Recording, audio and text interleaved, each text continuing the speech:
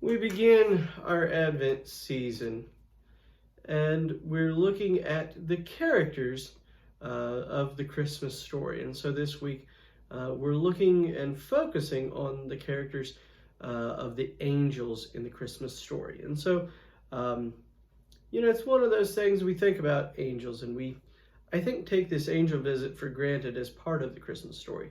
Sure, we sing angels we have heard on high, but how many of us actually believe that physical angels appeared to the shepherds? In other words, do we really believe in angels? Our Methodist hymnal contains nearly 20 songs that feature tales of angels in some form or another. From obscure ones that we probably don't know, like Break Forth, O Beauteous Heavenly Light, to others that we know by heart, even to the littlest child, Hark the Herald Angels Sing. The shepherds in the story say to one another as the angels have visited them, "Let us go now to Bethlehem and see this thing that has taken place, which the Lord has made known to us." In other words, they take the angels seriously and they set off to see this newborn baby. They want to know more about the glory of God that has been revealed to them. Now, this word glory traditionally means popular opinion or common belief. It is only because there is to be a popular opinion or common belief that God receives glory. In John's Gospel, in the first chapter, we learn that the Word became flesh and dwelt among us, and we have seen his glory. Glory as of the only Son from the Father, full of grace and truth. It is glory revealed in Jesus Christ, coming first as the baby in the Christmas story that we all know, and then completely fulfilling it in the adult Jesus that we celebrate for everything that he has accomplished.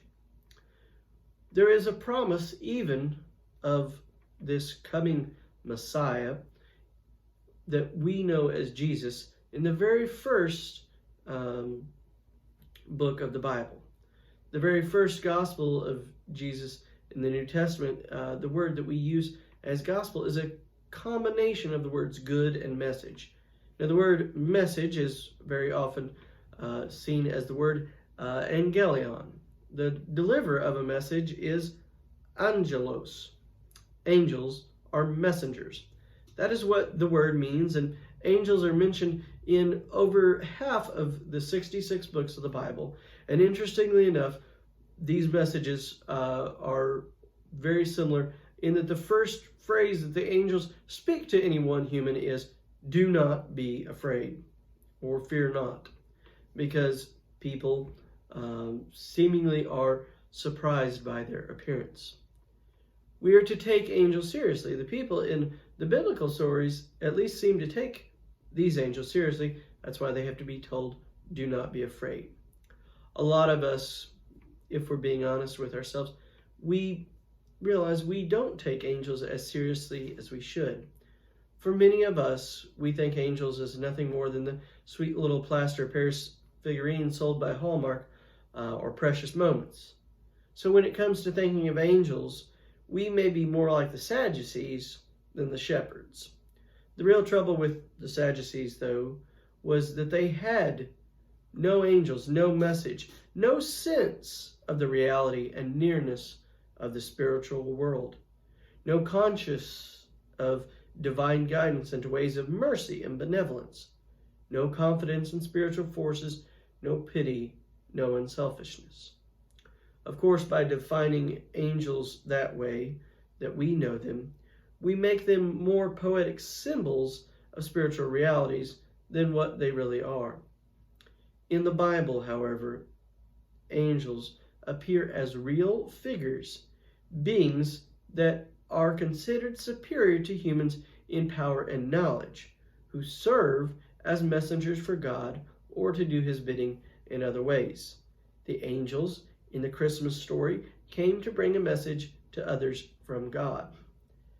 God did not send angels so they would make some pretty backdrop for sentimental gushing over a new baby. He did not send angels so that they would be roles for cute little girls to play in church Christmas pageants. He did not even send angels to amaze the minds of the shepherds and convince them that the baby was the promised Messiah. More than this, the angels sing and are given the purpose to proclaim with the birth of Christ that God was taking another step to make himself known to us and among us. Jesus was able to fully reveal and tell us more of what God is like and what God expected of us, and that his nature is indeed one of love. Jesus brought the message and taught us that God does not forsake us and that he is real and involved in our lives. Angels are not about fluffy clouds and the things so often that we think of. They are about the strong affirmation of God's reality and presence in our world. They are about God's nearness, the existence of the soul, and God's intention that we would know his love through the coming to our world of Jesus Christ. God sent angels to convey the reality of his presence, even in the darkest moments of our lives. Christmas was made for such a time as these.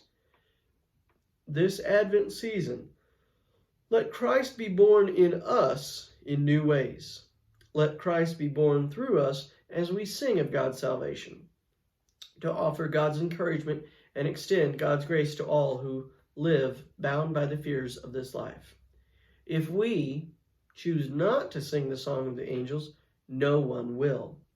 Now, I know that I don't really see myself as the stereotypical angel, and I imagine many of us don't either. But it doesn't change the fact that we have the same message to proclaim that the angels sing to those shepherds on that first Christmas morning. A song and a message to carry. And that message is the same one: peace on earth and goodwill to all. Amen.